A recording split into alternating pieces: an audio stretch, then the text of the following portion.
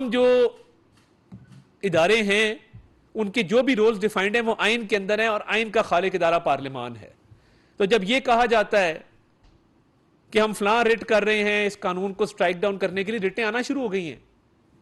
एक fire wall है, आइन के मुताबिक अदलिया पार्लियामान के मामलात में और कानून साजी में मुदाखलत नहीं कर सकती, और अगर इस मामले पर मुदाखलत हुई तो इसका मतलब यह लिया जाएगा कि बेंचेस की तश्कील को जो मुनसिफाना बनाने की एक कोशिश है उसको कबूल नहीं किया जा रहा सुप्रीम कोर्ट की तरफ से, क्योंकि उधर वन मैन शो ही काबिल कबूल है, उधर वन मैन शो के जरिए ही मामला चलने हैं।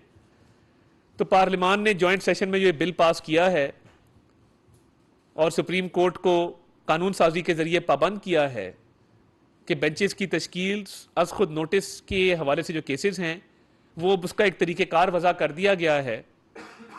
तो ये बड़ी खुशाइन बात है, और अब वो 3 जजेस को तरीक़ेकार भी बता दिया गया है कि इसकी मीटिंग कॉल होगी, मीटिंग में फैसला होगा, और इंशाल्लाह अगर सदर पाकिस्तान इस पर दस्तखत नहीं करते 10 दिन बाद ये नाफिज़ अमल होगा, इसका गैजेट नोटिफिकेशन हो जाएगा, और उस दिन के बाद लॉ ऑफ द लैंड होगा और पाकिस्तान में सुप्रीम कोर्ट के तमाम बेंचेस इस कानून के मुताबिक बनेंगे, पसंद नापसंद पे नहीं बनेंगे, किसी फर्द वाहिद की मर्जी से नहीं बनेंगे। और ये जो इलेक्शन का मामला है, यानी 63A में जब उसकी तशरीह की गई तो आइन में जो तब्दीली की गई, पार्लियामान ने यह इख्तियार नहीं दिया था कि आइन में तब्दीली करके तो वोट गिनती में ना शुमार करने की आप तरमीम ले आए। आइन ने आपको यह इख्तियार नहीं दिया था, ना पार्लियामान ने इख्तियार दिया था कि आप पार्टी हेड की जगह पार्लियामानी पार्टी डाल दें, पार्लियामानी पार्टी का हेड डाल दें।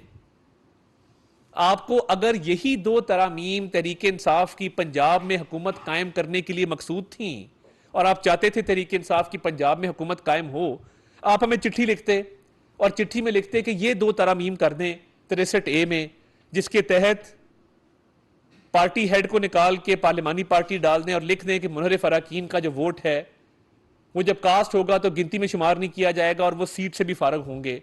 तो हम तरमीम कर देते आपकी मंशा के मुताबिक, देख लेते इस मामले को, पार्लियामान में जेरे बहस ले आते, मगर ये आपको तो हक नहीं था।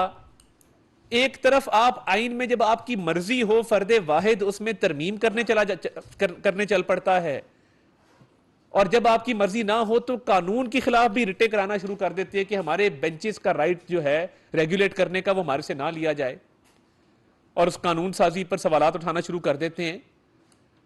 तो आइन भी क्लियर है, कानून भी क्लियर है, पार्लियामान भी सुप्रीम है, सॉवरन है, और सुप्रीम कोर्ट के इदारे को सियासी मुदाखलत से गुरेज भी करना होगा। और जो तासुर कायम हुआ है, जो लोग बातें कर रहे हैं, इस हवाले से एक तासुर यह भी कायम करना होगा कि वो एक मुत्तहिद इदारा है और किसी किस्म का तनाज़ा नहीं चल रहा। अथर मिनल्ला साहब के ऑर्डर आने के बाद वो तो चार्जशीट है ऑनरेबल चीफ जस्टिस के खिलाफ, 4 जजेस लिख चुके हैं। तो ये मामला इलेक्शंस का किसी करवट तभी बैठेगा, कल फाइनेंस के हवाले से भी बिल आ चुका है और पार्लियामान ये फैसला करेगी, और उस पर बाकायदा फाइनेंस का जो बिल है उसके मुताबिक मामलात आगे चलेंगे कि इलेक्शन कमीशन को कितनी फंडिंग मिलती, कब मिलती है। तो ये तो मामला पार्लियामान में है। और जिस करारदाद की बात आज फवाद चौधरी साहब ने की कि उस पर 42 अरकान के दस्तखत हैं, 8 दस्तखत जाली हैं, करारदाद पे कभी भी तमाम अरकान पार्लियामेंट के दस्तखत नहीं होते, नुमाइंदगी होती सबकी। तो तमाम हुकूमती इत्तेहाद की जमातों के नुमाइंदों के उस पर दस्तखत मौजूद हैं, और दस्तखत तो हमने खुद अपने सामने करवाए हैं, तो इसलिए हमें पता है। ये जो झूठ और बहतान है कि स्पीकर के खिलाफ पर्चा करेंगे और कार्रवाई करेंगे कि जाली दस्तखत हुए उस करारदाद पे, करारदाद आपको चुभी बहुत है। करारदाद ने पाबंद किया है वजीर आजम को और काबीना को कि वो ये सारा मामला पार्लियामान में लेके आए और इस पर कोई फैसला ना किया जाए और इलेक्शन के हवाले से कोई फंड की मंजूरी ना दी जाए। ये पार्लियामान का फैसला है करारदाद के जरिए। अब ये करारदाद क्योंकि आपके मफादात के खिलाफ है, तो आप अब स्पीकर के खिलाफ जो है वो इल्जाम तराशी पर उतर आए हैं, जाली दस्तखत का इल्जाम लगा रहे। जाली दस्तखत इमरान खान के थे जब अदालत में जज साहब ने, लाहौर हाई कोर्ट में तारिक सलीम शेख साहब ने पूछा कि खान साहब ये दस्तखत किसके हैं, फर्क है इमरान न्याजी फ्रॉडिये में और बाकी जमातों के सरबराहान में, कॉलो फेल में तजाद नहीं है, मुल्की मफादात हमें अजीज तर हैं, इमरान खान की तरह हम यू टर्न नहीं लेते, मुल्की मफाद को अपनी जाती ना की खातिर बेचते नहीं हैं, केसेस से बचने के लिए 6-6 साल फॉरेन फंडिंग को नहीं लटकाते, तोशा खाना के केस में लेट नहीं जाते कि मैं और बच्चों की तरह रोना नहीं शुरू कर देते कि मैंने अदालत में नहीं जाना, मैंने जवाब नहीं देना, स्टे ऑर्डर के पीछे साइफर के केस में नहीं छुपते, टिरियन के केस में तारीख पे तारीख लेके दायरा इख्तियार को चैलेंज नहीं करते। जितने चोरी चकारी के, डकैती के, टिरियन के केसेस हैं, तमाम में ये अदालतों से भागा हुआ है और स्टे ऑर्डर और बेलों पे फिर रहा है। जब लाहौर हाई कोर्ट के जज साहब ने पूछा था दस्तखत किसके हैं, तो खान साहब मुकर गए, उन्होंने कहा मेरे नहीं, अजहर सिद्दीक ने किए हैं। एक वो वकील अजहर सिद्दीक साहब, उन पे उन्होंने उंगली उठाई, उन्होंने कहा ये इन्होंने किए हैं जाली दस्तखत मेरे। जाली दस्तखत करने के तो आप माहिर है, तो कार्रवाई स्पीकर को मैं रिक्वेस्ट करूंगा, कार्रवाई आपके खिलाफ होनी चाहिए। आपने वजारत से इस्तीफे के बावजूद जो एक वजीर इतलात के तौर पे आप फ्लैट पर आपका कब्जा रहा है, ये 2 माह कबल तक भी आपको चार्जेस उसके पे करने होंगे, वो लाखों रुपए बनते हैं।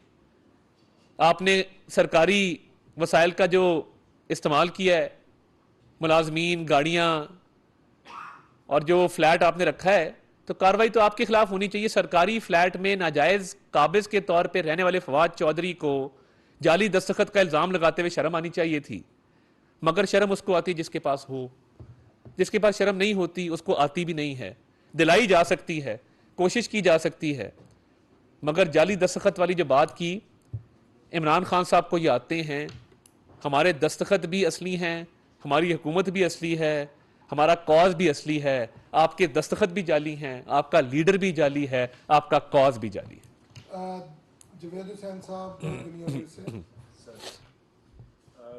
अतर बिल्ला साहब का जो ऑर्डर है वो आप कहते हैं चार्जशीट है, तो क्या उस चार्जशीट की बुनियाद पे कोई रेफरेंस तैयार किया जा रहा है? नंबर 1। नंबर 2 ये कि इस आर्टिकल जो आइन का आर्टिकल 183 जिसकी आप एक्ट के तहत जो उसको तरमीम कर रहे हैं, उसमें नजरसानी की अपील पे एक राइट दिया गया है, और क्या उस अपील के राइट के तहत नवाज शरीफ साहब की अपील तैयार की जा रही है, वो कब तक दायर कर देंगे?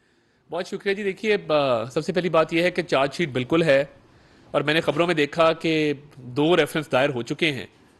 एक कोई इस्लामाबाद के वकील साहब हैं, सप्तैन साहब, उनकी तरफ से आया है। एक कसूर के वकील साहब हैं, डोगर साहब, उनकी तरफ से कल एक रेफरेंस आया है। हुकूमत ने या हुकूमती इत्तेहाद ने अभी कोई रेफरेंस की तैयारी शुरू नहीं की, मगर ऑब्वियसली इस पर मशावरत जो है वो हो रही है, और इस पर बहुत जल्द जो है वो कोई ना कोई फैसला कर लेंगे। जो नज़रसानी का मामला है, देखिए, सुप्रीम कोर्ट से कोई भी ऑर्डर फाइनलिटी अटेन कर जाए और वो फाइनल हो जाए, तो उसके बाद फिर उसमें मजीद गुंजाइश नहीं रहती अपील की। ये आखिरी कोर्ट है, इसने जो लिख दिया वो ता क़यामत उसी तरह रहेगा, बाकी फैसले क़यामत वाले दिन होंगे। तो इसलिए नज़रसानी का एक राइट ज़रूरी था। फिलहाल ऐसी कोई अपील अभी तैयार नहीं की गई। ये मोहसिन दावड़ साहब MNA इस तरमीम को लेके आए थे, और ये इसलिए लाए थे कि बहुत सारे पिसे हुए तबकात, बहुत सारे जो मरहूम जिन लोग जो महरूम हैं लोग, और जिन लोगों की हक तलफियाँ हुई हैं, उनको ये मौका मिले कि वो अपनी अपीलें दायर कर सकें। तो इस पे अभी फ़िलहाल सियासी जमातों ने कोई अपील दायर करने का फ़िलहाल फैसला नहीं किया। जब होगा तो आपको मुतला कर दिया जाएगा। टिक्का खान सानी साहब समझ। अच्छा सर, गुज़श्ता रोज़ रज़ा रब्बानी साहब भी कहते हैं कि आइन में तो 90 दिन की गुंजाइश है और 90 दिन से आगे नहीं जाया जा सकता। आप क्या समझते हैं? वो समझते हैं कि दोनों तरफ से खिलवाड़ हो रहा है, उसके साथ मजाक हो रहा है, ऐसी कोई बात है? नहीं, देखिए, 90 दिन की जहाँ तक बात है तो मामला बड़ा क्लियर है कि एक कानूनी तौर पे कायम हुकूमत कानूनी तौर पे तोड़ी जाए तो 90 दिन में इंतखाब होंगे ना। जब सुप्रीम कोर्ट वो हुकूमत कायम करने में अपना किरदार अदा करे और फिर उसको तोड़वाने में अपना किरदार अदा करे और फिर वो केस लगा के 90 दिन में इलेक्शन का ऑर्डर करे, तो आइन का आर्टिकल 224 कहाँ जाएगा जिसके तहत निगरान हुकूमतें पूरे मुल्क में कायम होनी हैं और निगरान हुकूमतों की तहत ये इलेक्शन होने हैं। कल जो छोटे सूबों की तरफ से, और वो छोटे सूबे नहीं हैं, वो बहुत बड़े सूबे हैं, हमारे दिल के बहुत करीब हैं, करारदाद मंजूर की गई कि अगर पंजाब में पूरे मुल्क से पहले इंतखाब हो गया तो पंजाब के इलेक्शन का नतीजा पूरे मुल्क पर असरअंदाज होगा। अब मुझे बताएं ना, 141 कौमी असेंबली की सीटें पंजाब में हैं, 16 कौमी असेंबली की सीटें बलूचिस्तान में हैं। अब अगर पंजाब का इलेक्शन पहले होता है, जो भी जमात पंजाब में आएगी उसको पूरे मुल्क में फायदा होगा। ये आइन की रूह यही है कि पूरे मुल्क में बैक वक्त इंतखाबात का इनकाद करवाया जाए, तभी केयर टेकर्स का कॉन्सेप्ट पाकिस्तान में है, बाकी ममालिक में नहीं है। अगर ऐसी बात होती तो आपको तारीख में मिसालें मिलती कि कभी एक सूबे का इलेक्शन पहले हो रहा है, एक का बाद में हो रहा है। ऐसी बात ही नहीं है, ना इसकी आइन के अंदर गुंजाइश मौजूद है। आखिरी सवाल साकिब साहब।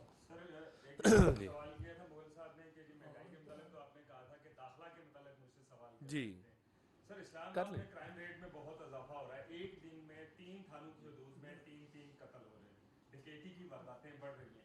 क्या पुलिस गैर सियासी होकर काम करेगी? मतलब आपके जितने भी प्रोटोकॉल्स हैं उनसे हट के इस्लामाबाद के शहरी को काफी देखिए, मैं ये समझता हूँ कि जो आईजी इस्लामाबाद हैं अकबर नासिर, इनके कवायफ क्या हैं, ये कौन आदमी है, ये आपको जानना ज़रूरी है।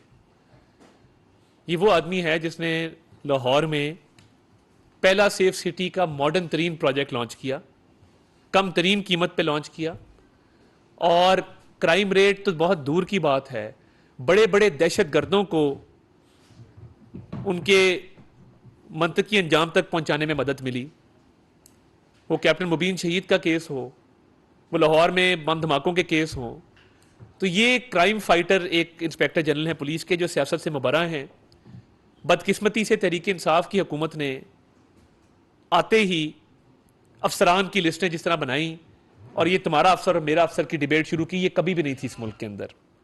और मैं ये समझता हूं कि ऑब्वियसली क्राइम रेट एक प्रॉब्लम है, मगर फर्शनास अफसर लगे हुए हैं, पुलिस अपनी भरपूर कोशिश भी करे, इसमें बेहतरी भी आएगी। और महंगाई की जहां तक बात है, देखिए कोर्ट के अंदर खड़े होकर मेरे से सवाल किया गया था, अब कोर्ट में एक प्रोसीडिंग और चल रही है, सवाल महंगाई का और है, इधर तो हम बात कर सकते हैं ना। मैं वही बात कर रहा हूं कि देखिए, अब ये सस्ते आटे की, फ्री आटे की स्कीम है, मुल्क की तारीख में कभी फ्री आटा नहीं दिया गया। अभी भी लोगों की कोशिश है इसको तनकीद का निशाना बनाया जाए।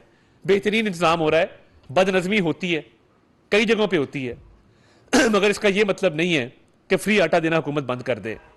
4 साल में जो मईशत को तबाही के दहाने पे खड़ा किया गया है, कर्जे पे कर्जे लिए गए हैं, हमें तो 1 साल मुकम्मल हुआ, हम जो पाकिस्तान छोड़ के गए थे वो तो हमें नहीं मिला। महंगाई भी नहीं थी, बेरोजगारी भी नहीं थी। हाँ करें ऐड। अच्छा सर, बड़ा अहम सवाल है ये, बात करना था जो एक दिन का इलेक्शन पंजाब और तमाम सूबाई असम्बलियां और कौमी असम्बली का, क्या हुकूमत इस पे संजीदगी से गौर कर रही है और क्या वो अक्टूबर ही है या उससे पहले? देखिए, मेरा तो ख्याल है कि बिल्कुल संजीदगी से गौर कर रही है।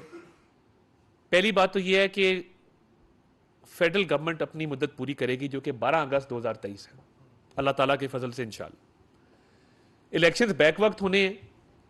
मुझे तो ये समझ नहीं आ रही कि जो इलेक्शन का शोर डाल रहे हैं तरीके इंसाफ वाले, मुझे तो कई कैंपेन करते नजर नहीं आ रहे, वो भी इलेक्शन के लिए तैयार नहीं है। उनको भी पता है कि मुल्क की तारीख में इलेक्शन एक ही दफा होते हैं, और उनकी भी जो नारे हैं वो चाहते हैं कि हम खींच खूंच के डेट को अक्टूबर से पहले ले आए। तो ये तो नजर आ रहा है कि तरीके इंसाफ की भी तैयारी नहीं है, कैंपेन उन्होंने भी शुरू नहीं की, उनके भी उम्मीदवार जो हैं वो खामोशी से घर बैठे हैं। तो इलेक्शन एक ही दफा होगा, पूरे मुल्क में होगा, और मेरा ख्याल है कि जब भी होगा तो तमाम सियासी जमातें उसको तस्लीम इंशाल्लाह करेंगी। बहुत शुक्रिया। सर दोस्ता तस्वीर बना ताकत का सरचश्मा आवाम है और पार्लियामान सुप्रीम इदारा है। पार्लियामान आइन में तब्दीली का इख्तियार रखती है, इंसाफ होता हुआ नजर आना भी चाहिए। कानून की बालादस्ती के लिए बिल का आना जरूरी था। पाकिस्तान में अब तमाम बेंचेस कानून के मुताबिक बनेंगे। वज़ीर आज़म के मुआविन खुसूसी अताउल्लाह तारड़